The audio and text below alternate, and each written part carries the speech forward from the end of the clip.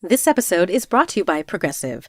Are you driving your car or doing laundry right now? Podcasts go best when they're bundled with another activity.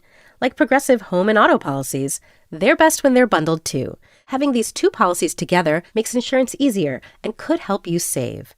Customers who save by switching their home and car insurance to Progressive save nearly $800 on average.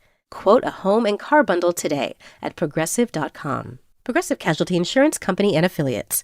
National average 12-month savings of $793 by new customers surveyed who saved with Progressive between June 2021 and May 2022. Potential savings will vary. I'm Lee C. Camp, and this is No Small Endeavor, exploring what it means to live a good life. She said, if you go to this school, I will pray every day for the rest of your life that you'll be in a terrible accident. That's Philip Yancey, longtime author and journalist, recalling a moment when his brother wanted to attend a college which was, by his mother's standards, too liberal. So she cursed him.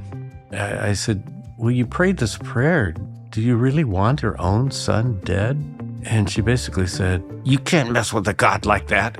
Today, Philip Yancey discusses his memoir, Where the Light Fell, which explores the pain and bizarre moralisms of his fundamentalist Georgia upbringing and describes how beauty and love eventually led him to a new understanding of life and faith. A writer really only has one gift, and that's the gift of his or her own life. I'm Lee C. Camp. This is No Small Endeavor, exploring what it means to live a good life. Many years ago, my wife and I visited a therapist who was helping us understand some of the travails of a family member who was in the early days of rehab and recovery from a debilitating addiction. After teaching us some of the basics, she turned directly to me. She knew that I had recently completed seminary and was now doing a PhD in moral theology. She looked me in the eye, intimidatingly so, really, and said, I have something to say to you. You need to know that bad theology messes up people's lives. It was a pivotal moment I have not forgotten. It not only served as a cautionary tale about the ways one might damage other people's lives by the way one uses language about God or faith. It also gave me language to see some of the ways my own encounters with so-called bad theology had sharply and negatively impacted my own life. It taught me to be on guard regarding the ways bad theology can do immense harm. And all that made me especially moved by reading Philip Yancey's Where the Light Fell. Yancey is a writer who has more than 17 million books in print, and his memoir, written late in life, poignantly narrates the way his own Georgia fundamentalist upbringing did serious harm to his own life and the life of his brother, and how beauty and love helped awaken him to other possibilities for life and faith. Here's our interview. Philip Yancey is the author of more than 24 books, which have garnered 13 Gold Medallion Book Awards. He currently has more than 17 million books in print, being published in more than 50 languages worldwide. Philip worked as a journalist and freelance author in Chicago for 20 years, writing for a wide variety of publications, including Reader's Digest, The Atlantic, National Wildlife, and Christianity Today. Currently, he and his wife Janet live in the foothills of the Rocky Mountains in Colorado. And today we're getting to sit together here in Nashville, and we're discussing Philip's recent memoir, Where the Light Fell. Welcome, Philip. Thank you very much, Lee. It's a delight to have you here with us today. Thank you. Your new memoir, I truly found it beautiful and very moving, and for at least one large part, because I relate to a lot of kind of where you come from and some of the experiences that you had. But it's just so beautifully done and so well done. I'm thankful. Well, I waited a long time to write this memoir. I've done nothing but write books for the last 40 years or so, but I haven't really told my own story, just little snippets of it here and there, in part because I wanted to protect family members. Probably that's the main reason. But at a certain point, I decided I've got to do it. I've got to get it down. And I'm glad I did. It was a great experience, just kind of putting my own life together. That's one thing we writers don't often get to do, but it felt like putting together a jigsaw puzzle without a picture on the face to show me where I was going to end up.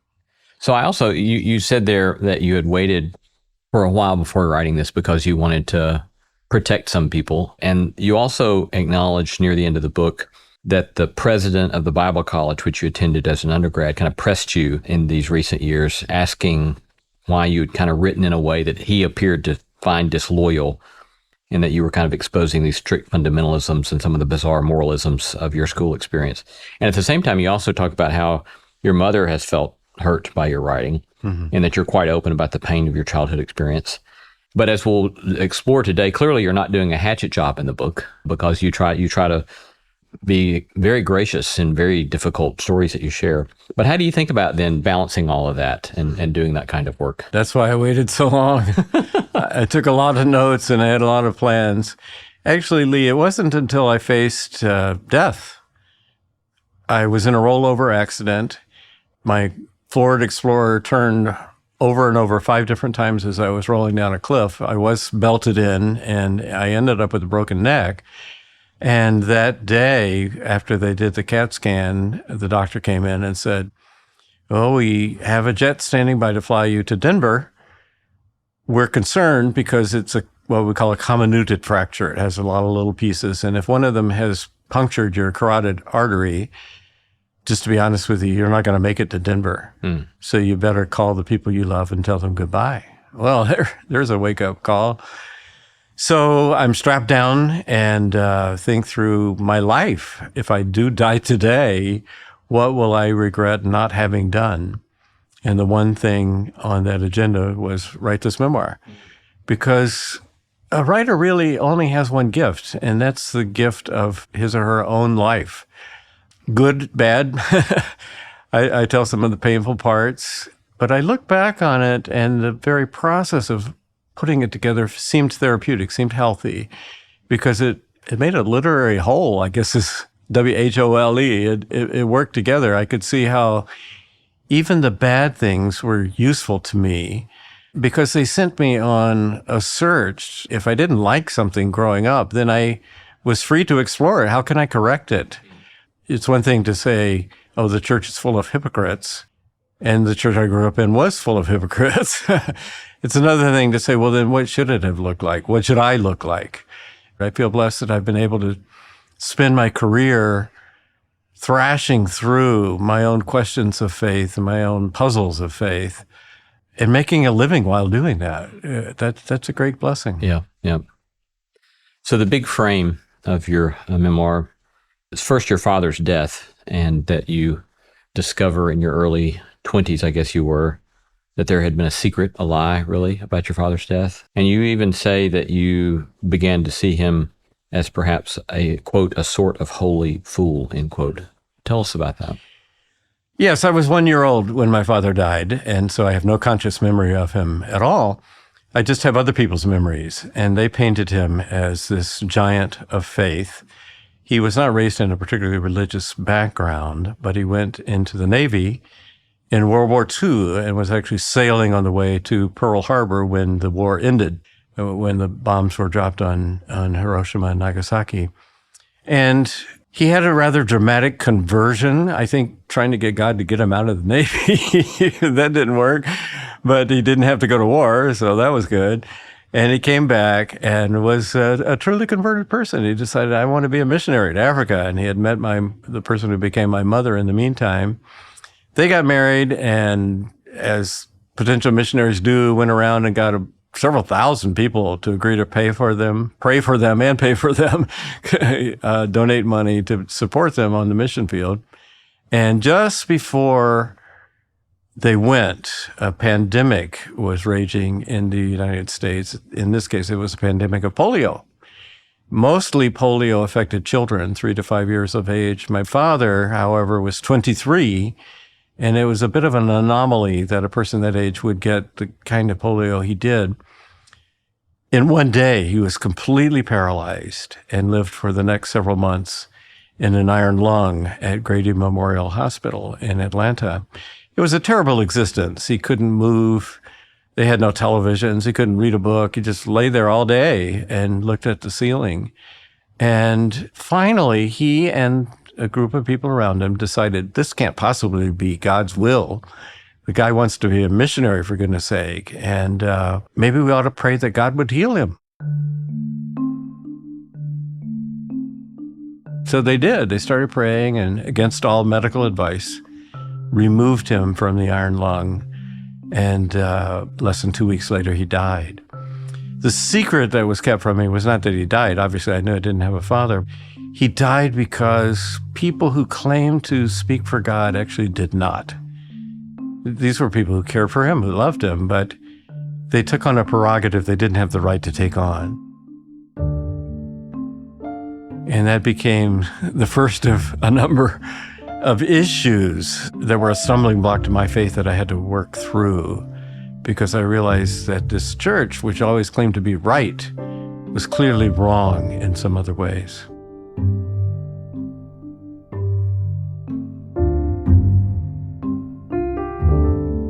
So then perhaps just inside that frame, the kind of next largest frame, I suppose, for the whole of the book is a vow that your mother made, which she reveals to you around the Formica table as a boy.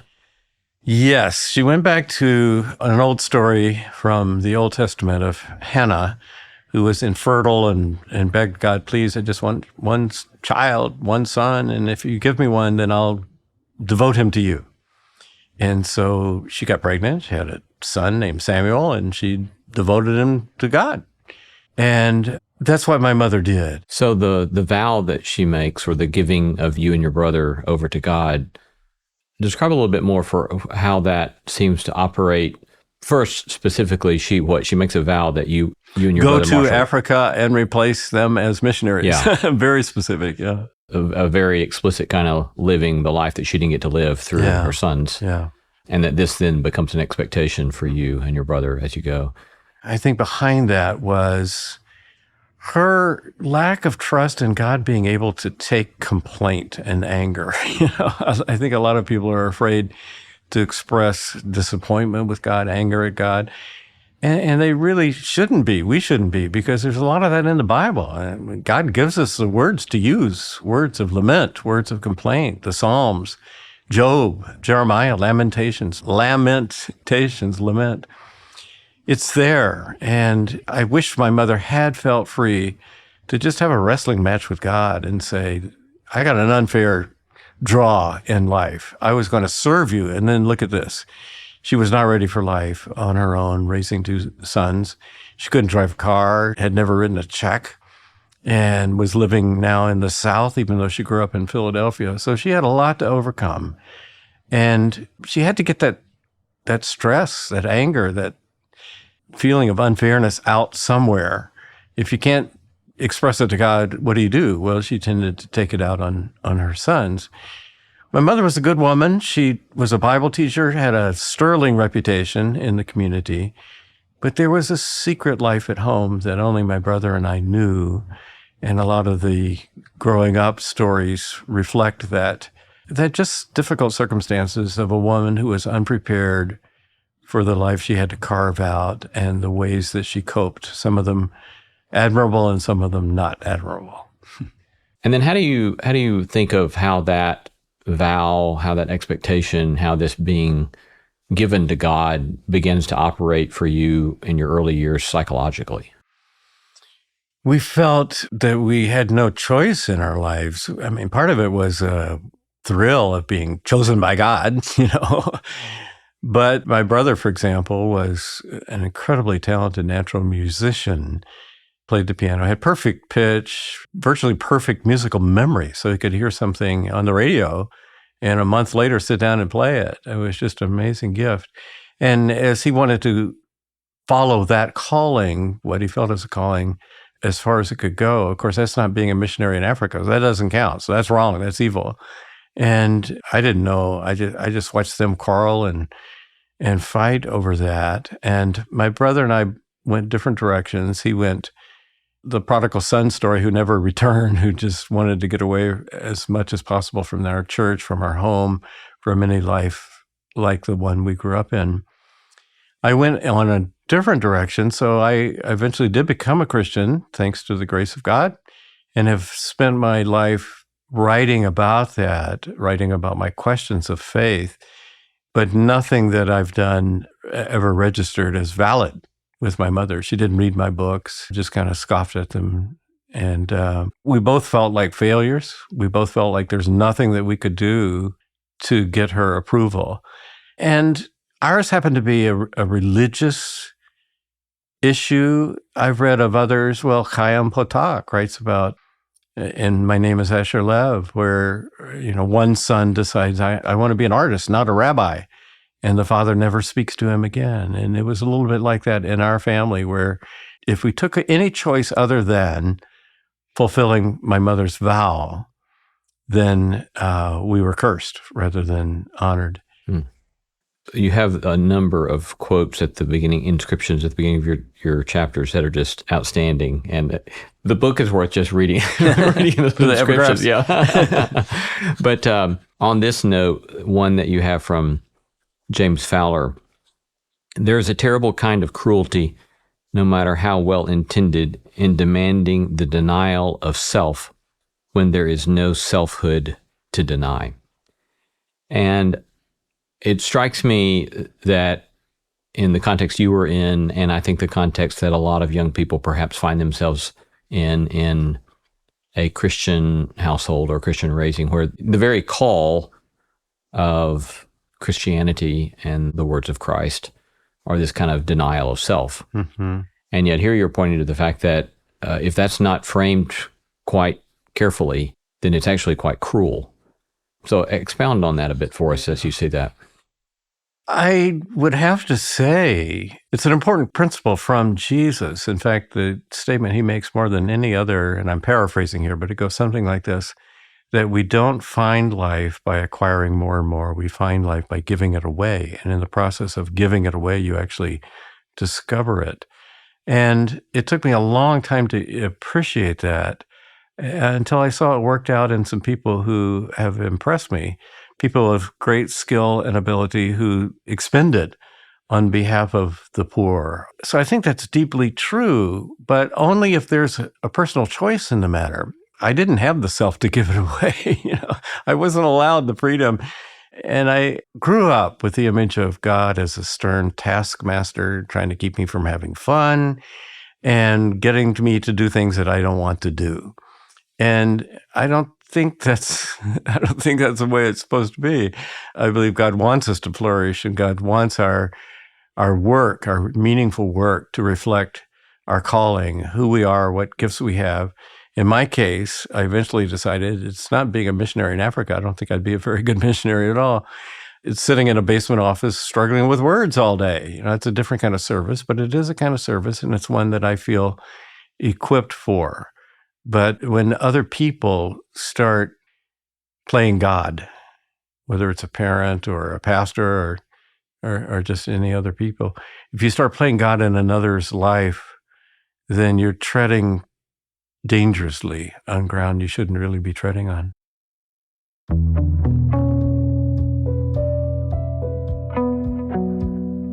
You're listening to No Small Endeavor and our conversation with Philip Yancey.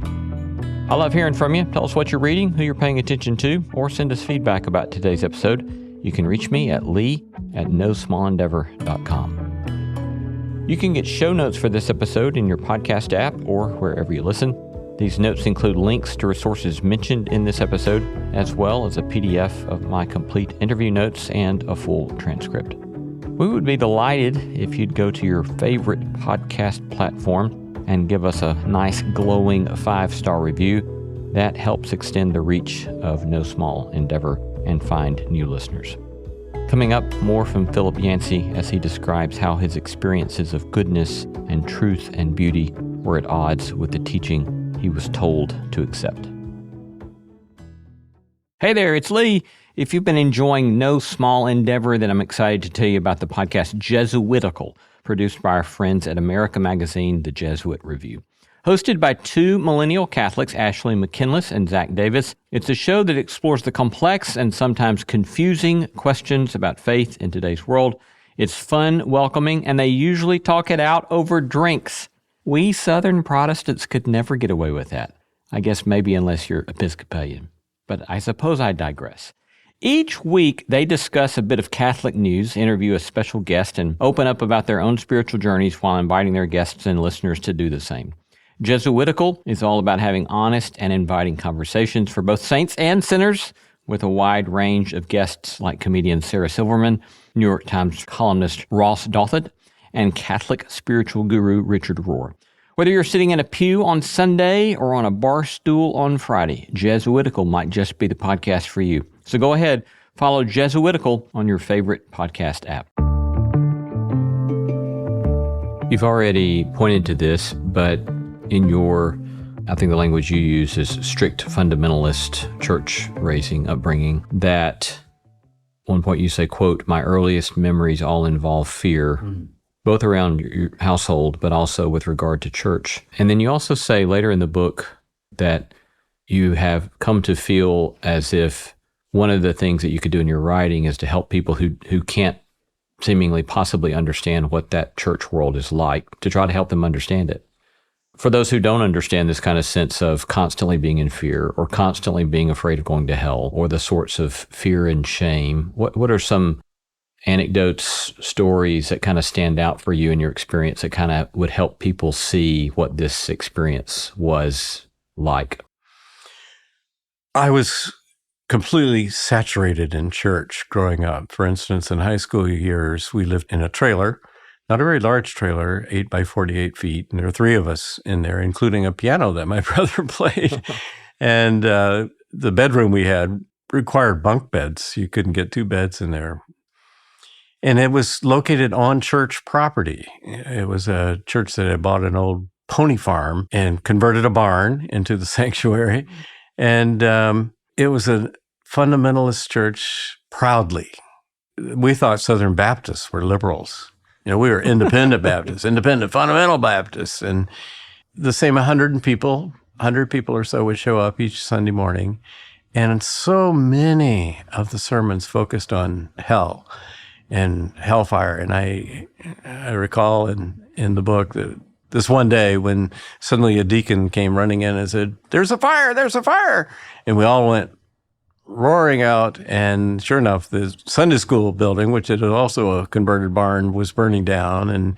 And the fire trucks came, and it was all very exciting. And we were standing out there about 45 minutes in the hot sun, and then we all filed back inside. And I thought, well, this church is over. Oh, no. The pastor got up and gave a sermon about hellfires being 7 times hotter than that fire we just experienced. And these are the same people every week, and we would take turns going forward and rededicating our lives or whatever we needed to do to end the service. And it does get to you after a while. And I reflect now because I don't live under that fear in the way I did back then. And the one positive I took away is that the decisions and the choices we make in this life do matter. They matter in an ultimate degree. And I wouldn't express them in terms of if you don't please God today, he's going to smash you.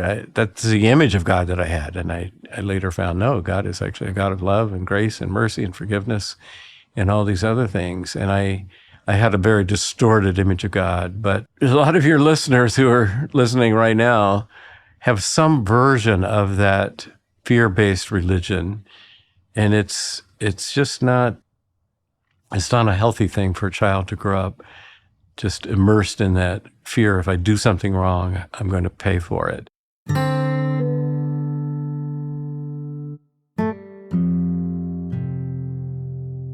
My memoir is titled Where the Light Fell, and that is actually taken from a quote by St. Augustine, who said, "I couldn't look at the sun directly.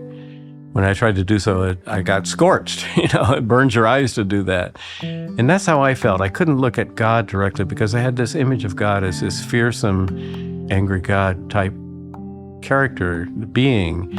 And it's hard to love someone like that.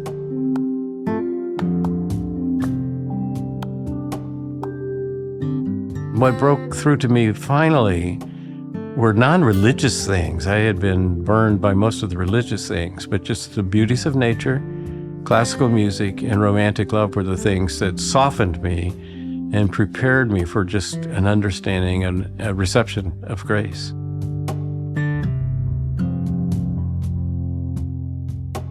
So if we go back to some questions about your mother and the household dynamic. you do draw this picture in which your mother in public is seen, respected as a pious Christian servant who's doing a lot of good in the church, in the community, but at home's quite something different. And she claims, you say, that she hasn't sinned in 12 years? She did, yes. And she probably would have expanded that to 30 or 40 years in time. But when I was a teenager, we would get into arguments, and she would say, well, that can't be true because I haven't sinned in 12, 13 years. And that ends the argument, right? I mean, how do you argue with a perfect person? For whatever reason, I don't know why, but my wife picked up the book before I had started reading it, and she just flipped through. And she handed me the book and she said, read this page. And it was a story about you learning to ride a bike. Mm-hmm. And that you had wanted your mother to take the training wheels off the bike. Right. And you had tried once, didn't work. You asked her to put them back on. You tried again, got the training wheels put on, didn't work. You asked her to take them off. And then a third time you asked her to put them on. And that time she said, don't ask me to take them off again. Right. And you go out and you can't learn how to ride the bike. And so you screw up the courage to ask her to take them off.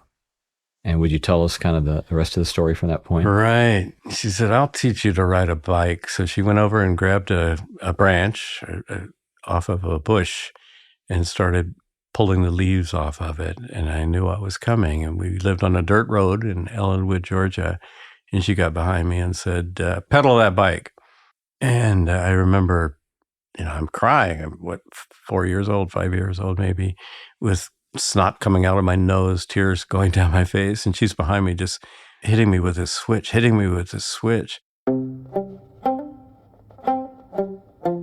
And years later, I screwed up the courage to say, Mother, it's taken me a long time to appreciate bike riding. Do you remember that scene? I said, that really hurt. And she said, well, you learned how to ride a bike, didn't you? As if that settled it. I think of just kind of an unusual scene for a mother, but that shows she was mother and father both. And she had no experience in being either one. And she's working it out. And that just going after me with a switch, getting out that anger. I think the anger wasn't really about putting on the training wheels one more time. The anger was about, this is not right. I didn't deserve this. And I'm going to take it out on my boys who have messed up my life. And maybe also God who has messed up my life. Your brother, you've already alluded to your brother Marshall, that he kind of plays a key role in your story. And part of that you narrate is that the relationship between he and your mother grows increasingly hostile. Mm-hmm. And then that has this kind of impact upon you of increasingly distancing yourself or drawing into yourself or isolating some. Would you kind of describe how that kind of unfolds? Sure. It came to a head in my brother's life when he decided to go to Wheaton College. They had a conservatory of music, and Wheaton is a very respected school with kind of the evangelical label, at least it did at the time. Billy Graham attended there. But my mother, coming out of the group she represented, saw it as a liberal place. And when he first proposed going to Wheaton, she said, I'd rather you go to Harvard. They don't even believe in God. At Wheaton, they claim to, but not our God, not our kind of God. And then and for those who are unaware, we should note that Wheaton, certainly at the time, was seen as quite conservative in the larger American. Well, that's true. Right, yeah, right. But they're so liberal that she doesn't want them to. That's right. To go, yeah. So he finally got accepted at Wheaton, and then there came this hinge in his life that determined his future from then on, I suppose, where she put a curse on him. She said, if you go to this school, I will pray every day for the rest of your life that you'll be in a terrible accident and either die or, better yet, be paralyzed so that you have to lie there and look at the ceiling and realize what a terrible thing you've done, rebelling against God's will. And it was like poison gas in the room, Lee. I remember it so clearly. My brother just stalked out and slammed the door to his bedroom. But she did put a curse on him. interestingly, he has a different memory of that scene. I talked about memory being unreliable. I'm quite sure that I remember it correctly. He remembers it differently. He remembers her saying, I will pray every day for the rest of your life that you'll lose your mind, because that's what happened. And I think he's kind of backfilled her prophecy. His very last semester, okay, he's a senior in college, one semester left at a respected school, Conservatory of Music, and he drops out and becomes one of Atlanta's original hippies. This is back in 1968, 69, and in a sense fries his brain on LSD. Hippies gathered in Piedmont Park in those days and dropped acid, and that's what he did, and then eventually moved to California, went through every kind of addiction that you can think of, had no contact with our mother in over 50 years until I turned in the manuscript on the memoir, and then I got them on the phone for the first time. So I saw the choices he made. He broke that curse, in a sense, by saying, I'll do whatever I want, and he did whatever he wanted, but these were self-destructive choices. He should be on the concert stage playing the piano. Instead, he ended up tuning pianos, playing the same note, over and over and over. And that was a lesson to me. Don't go that route. Find another route. Find something that's a healthier way to grapple with some of the wounds of childhood. At one point, you narrate how Marshall says to you that he feels as if he can never have a better life because of this curse that your mother has placed on him.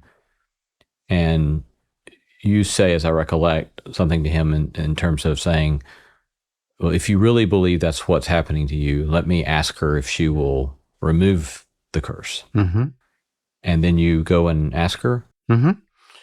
Yeah, I do. I said to my brother, you're my brother. If you really believe that, there's only one person who can remove the curse, and that's our mother. So next time I go to Atlanta, then I'll ask her to do that. He just laughed and said, yeah, good luck.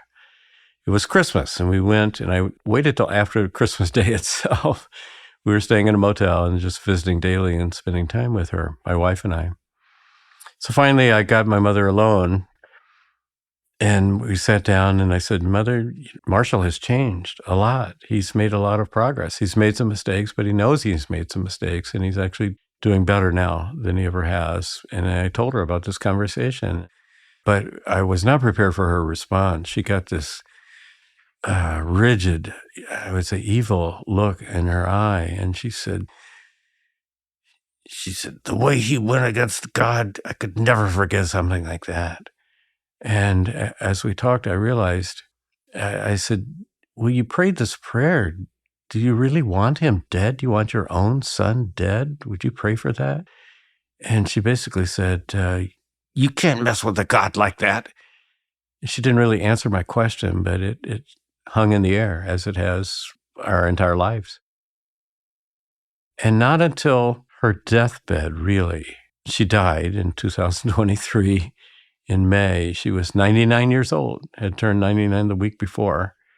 And I finally did get the two of them together, as I mentioned, on the telephone a few times before then. And then he called and just said, I want to tell you goodbye. And she died that night. Well, the hospice people had told me she's hanging on to something. We don't know what it is, but sometimes if there's a family thing, if you can let her reconcile that in one way or another, then she will let go of life, and she did. My brother is a tragic character. People ask me, how did the memoir affect him? And the phrase he used is one I appreciate. He said, it validated my existence. He admits, yeah, I made some bad choices. Probably wasn't the best trajectory of my life. But when you wrote it up, you validated it. So I think people can understand maybe why I became the person I was. And I think that's what I hope memoirs do. They do trigger responses in the reader where you apply your own situation, you put yourself in there, and it teaches you about your own.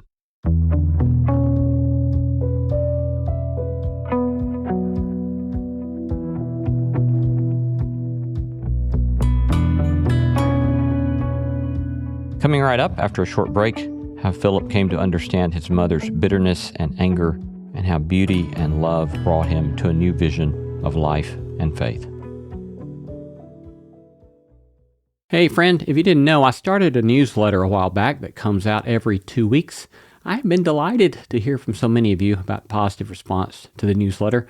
We call it the No Small Endeavor Notebook, where I riff on themes and topics related to our podcast, giving you additional material for thinking and doing in your own quest to make sense of what it might mean to live a good life. Join us by going now to nosmallendeavor.com and sign up there. Again, go to nosmallendeavor.com to sign up now for our free No Small Endeavor Notebook newsletter. You point to the ways in which, in working on the book, or even earlier in your life, you do begin to get glimpses of the ways in which you can make some sense of your mother's harshness or her lack of grace in her own childhood experience. Any episodes point out that would kind of help frame some of that? Yes. I have been many times to the two-story, I guess, brownstone where my mother grew up. It only has 2 bedrooms. There's one kind of closet that they made into a sort of bedroom. But in that 2-bedroom house, they raised 6 children. And the boys were big, strapping football players. I have no idea how they did it. I mean, our trailer was luxurious compared to those circumstances. And my grandmother, my mother's mother, resented all these children. You know, birth control wasn't really on the map back then in the 1920s and 30s. And children would just appear. They went through the Depression, they went through the war, and life was tough. It was really hard. And at one point, my mother came in and apologized for something. She claims that she would get a whipping regularly just out of her mother's anger.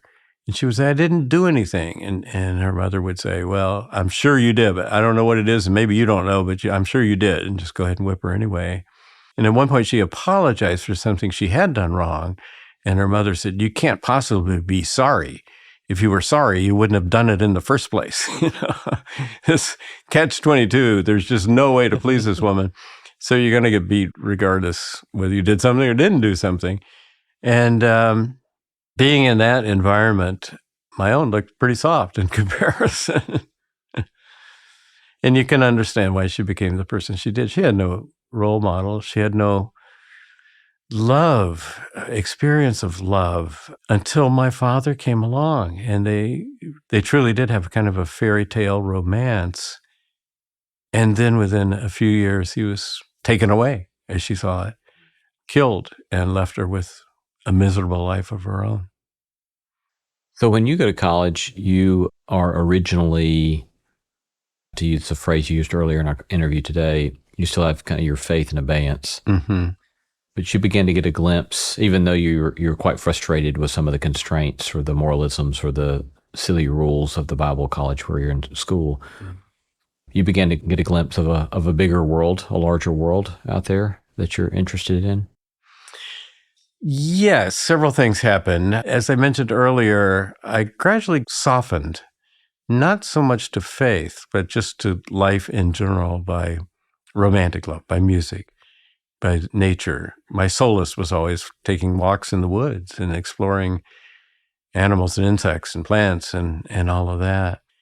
And then I had a dramatic conversion experience. And all these years, I've waited to give you details of that, because as soon as you say, this is what conversion is like, somebody say, well, I never had anything like that. And that's true. We don't. We have different experiences with God. Some people don't wrestle. I did wrestle. And I did need something that seemed to come from outside, something I didn't manipulate all by myself. And so God did visit me, and my life changed from that moment on. In talking about your college experience, you have a conversation with your brother Marshall, and you two are discussing trying to sort out what's fake and what's real. And when I got to that passage, it struck me that seemed like in many ways one of the threads that kind of runs perhaps through the whole of your book, is that you're trying to sort out What about it's true? What about it's a lie? Yeah. What's real? What's fake? What's inauthentic happiness? What's a deep, real joy? But commentary on that? You're right. A thread not only in the book, but the thread of my entire life and my career. As I mentioned, pretty early on, I realized you can't trust what people say about their faith. You can't trust when people say it's God's will that your father will be healed, because he wasn't healed. He died. The church had lied to me. The church had misrepresented God.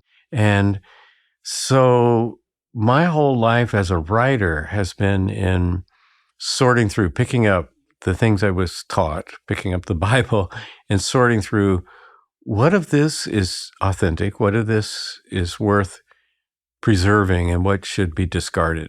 I didn't want to be like one of those hypocrites. I wanted to find out what is authentic. Like I write a book on prayer. A lot of prayers don't get answered. Some books on prayer tell you that all your prayers get answered. Well, they don't, not in the way you want. So how do you come to terms with that? And piece by piece, in my books, What's So Amazing About Grace, the Jesus I Never Knew, I review those things from childhood and decide which should be preserved and what should not. One of the things that you point to in grappling with the inauthentic and authentic is that while you're in the midst of this very intense church environment, they're not pointing to things like Vietnam, race riots, cops beating hippies. The church isn't talking about that. All right. This seems to be certainly one of the things that you're going to go on and try to say, if I'm going to have any sort of authentic faith, I've got to somehow make sense of the reality of the world. Mm-hmm. How did that come to be that you felt as if I'm going to believe this stuff, then it has to intersect the realities of the world? The Bible college I attended, like many of them, not all, was located outside of town, kind of on a compound with a lot of land around it. And we were like a bubble. So occasionally we would go to, say, a hospital or a prison and try to convert the people or preach the Sunday sermon or something like that. But we were really living in our own hermetically sealed world with its own rules, very strict rules. And we would only hear about things going on in the rest of the world. And then I would go home on Christmas vacation, and this is the 1960s, and you see girls in miniskirts, braless. You would see protesters holding up signs of babies being napalmed in Vietnam, and pictures of Richard Nixon, liar, liar. And it was culture shock. And I realized, we're sitting in this Bible college discussing issues that were being debated in the 4th century AD. And there are some major things going on in the world right now, justice and poverty and civilization and communism and war. And we're not studying anything that seems to relate to these issues. If faith is worth anything at all, it's got to have some sort of relevance to what's going on in the rest of the world. And my faith at that time did not. Yeah. As you then began to take a different route and get glimpses of the power of words and find a path forward for your life and have this sort of religious experience, how would you describe the contours of the grace or the contours of the mercy, the contours of the beauty and goodness that you were drawn towards? There's this statement that G.K. Chesterton used to use. I'm not sure he really came up with it, but he repeated it. He said, the worst moment for an atheist is when he has a deep sense of gratitude and has no one to thank. And that's what first got my attention about God, because I grew up with God, the image of God, as a stern taskmaster, as a bully. And through things like music, the beauties of nature, and romantic love especially, I was aware this world is a pretty nice place. It's got some great things in it. And if you believe God is creator, God must be somehow responsible for that. And this doesn't measure up to the image of God that I came away with. Just as you see a great work of art in a museum, you'd like to know something about the artist or the photographer who made this. I guess that's how I felt. I'd like to know that God. And I started in this college studying the life of Jesus, and he was a very different character than the Sunday school image I had, and someone I wanted to learn from and emulate. So would you frame then the experience of writing your memoir as in some ways coming to know yourself anew, or what did this experience mean for you? People who've read it will sometimes ask me, was that painful? Was that confusing? When I would know that I'm going to be writing a difficult passage this week, my wife would say, "Are you okay? Are you okay?" And actually, it proved very therapeutic. What writers do is provide meaning and order to either ideas or stories or their own lives, in my case, through words. That's what we do. We sort it out and we try to come up with some sort of what was really going on and, in a sense, tame the wild animals of our lives that we haven't encountered yet. And it felt like that. It felt like discovery in part. I mentioned this period in high school when I was going through the search for pain, as it were. And I got a chance to, what was really going on there? I didn't go to a psychiatrist, probably should have, but we didn't have money for that kind of thing. But who was I trying to impress? Or what was I trying to teach? Why was I hurting myself? So I got the chance to stare at those things and to try to come up with some sort of coherent narrative that resulted in who I am now. What a great opportunity. In fact, I'm a journalist. Everybody has a story. Probably everybody has a story worth at least a short book. And a writer gets a chance to do that, to just look at each piece, interview other people, try to come up with a coherent narrative of life, of how it unfolds, from which other people can learn. Are there other things that you might wish for anyone listening that relates to these sorts of, especially some of the kind of difficult or painful experiences that you've shared? Are there things, in addition to perhaps trying to find some sort of way to frame their experience narratively through journaling or writing, other things you'd wish for them? Well, I'll tell you what resulted in my work. A few years ago, I was invited to speak at the University of Virginia. And they said, we have to have this brochure published, and it's 2 years from now. So just make up a generic title that would apply to anything. And I said, okay. How about 2 themes that haunt me? Oh, that's great. That's great. So they wrote that down. And then as time came around, 2 years later, they said, what themes are you going to be talking about? Oh, good point. Got to come up with some themes here. And I said, seems obvious to me, suffering and grace. Suffering and grace. And those are, to me, 2 of the biggest questions we humans will face. Why, if there is a good God, why do so many bad things happen? And then grace. We live in a society in which we're all judged by our behavior, our income, our race, so many ways. What school we went to, what kind of car we drive. And as Jesus' stories show, he just turns everything upside down, and your worth is not determined by your income, by your race, by these other things. The Sermon on the Mount just turns it all upside down. Blessed are the poor, blessed are those who are suffering, it's an un-American message, but it's a message that people who are suffering really need and crave. Just the sense that God cares, that there will be a reversal, as Martin Luther King used to say, how long, O Lord, but the arm of the universe, the moral arc of the universe is bent toward justice. And that's a hard thing to believe in an unjust world, but that's what we're asked to believe and to give us hope to endure this world. Been talking to Philip Yancey, author of more than 24 books, 17 million in print. And today we've been discussing his recent memoir, Where the Light Fell. Thank you, Philip. It was my pleasure. Thank you, Lee.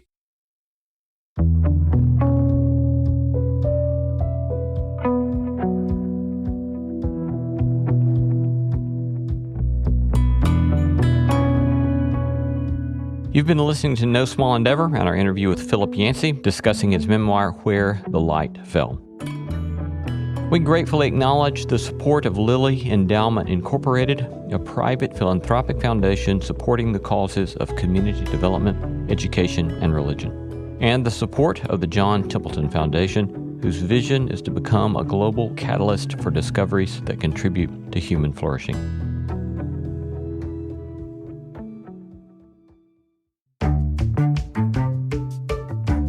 Our thanks to all the stellar team that makes this show possible: Christy Bragg, Jacob Lewis, Sophie Byard, Tom Anderson, Kate Hayes, Mary Evelyn Brown, Carrie Harmon, Jason Sheasley, Ellis Osborne, and Tim Lauer.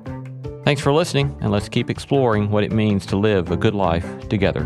No Small Endeavor is a production of PRX, Tokens Media LLC, and Great Feeling Studios.